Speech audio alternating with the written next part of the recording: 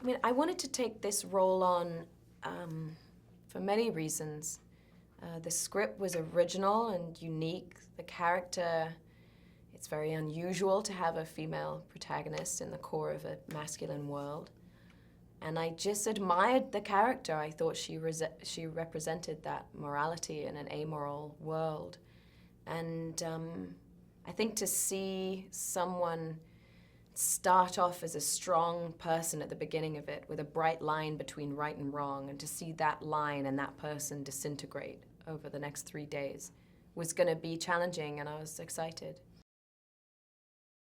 Well, I think the themes of the film, especially when you're dealing with the war on drugs, they take a less wide-angle view. I think this film really delves into the gray matter, and this is not black and white. This is not them and us. The issue is not concentrated in Mexico. It is, you see how complicit North America is, and the rest of the world. You know, I think that I think that this war on drugs makes good people bad, and I say that like that because I think that this film is truly about you know, trying to explore the space between that, the space between good and bad, and the space between right and wrong, and what is the definition of good, what is the definition of bad. How do we greet violence? Do we just greet it with further violence? Is it an eye for an eye, or do we all go blind doing it that way? Is there room for morality in this kind of world? I think it's very important to show both sides of the war on drugs because it's the truth. It is the reality. I think very often we just see it focused in Mexico, and you know, the Americans have this sort of chest-beating patriotism about, well, it's nothing to do with us, it's all them. And you see the corruption of law enforcement. You see the corruption of law enforcement on both sides. And you see that actually there's a comment that Josh Brolin's character makes where he says, until you can persuade 20% of the population to stop snorting this up their noses, this issue will continue. And that is, like, that's the statistic. That is true, that the demand for drugs has not diminished, and so therefore neither is the supply.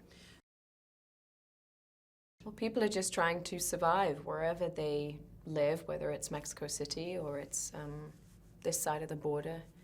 Everybody is just trying to exist in a normal way and create a happy environment for their children, and I think that's what you see. You see this Mexican family trying to eat breakfast together, and there's tension between the parents, and you're not sure what it is, and then you realize that the husband, who's a cop, is involved in the war on drugs and is a corrupt cop, and yet you sort of feel for him and you understand why he's been lured into this. And I think there's a lot of anger and resentment from Mexicans in that part of the world that there's been such an imprint that the cartel has placed on their lives. And it's almost like because it's at the border, people don't like to acknowledge that's what's happening with our neighbor. You know, it's all the way over there, and yet it's not. So I hope people discuss it. I hope people are sort of confronted with their own morality and what would they do, which side do they believe in. Well, she's a character who, you know, you don't have much to go on. There isn't much backstory.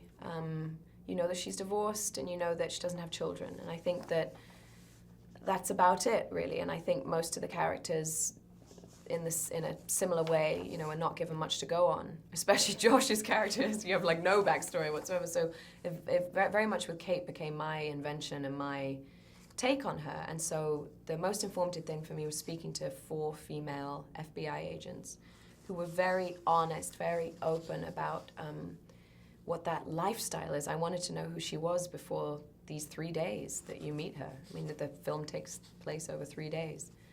And so just more what that everyday life is, the certain kind of personality you need to have in order to be a woman in law enforcement, the kind of courage you need. And I always saw Kate as somebody who there's a steeliness and a strength, but she's actually quite shy, you know, and the woman that I based her on was one of these FBI agents who was quite shy, actually, and quite sort of socially a bit awkward. And I thought that was a good take for this character, you know.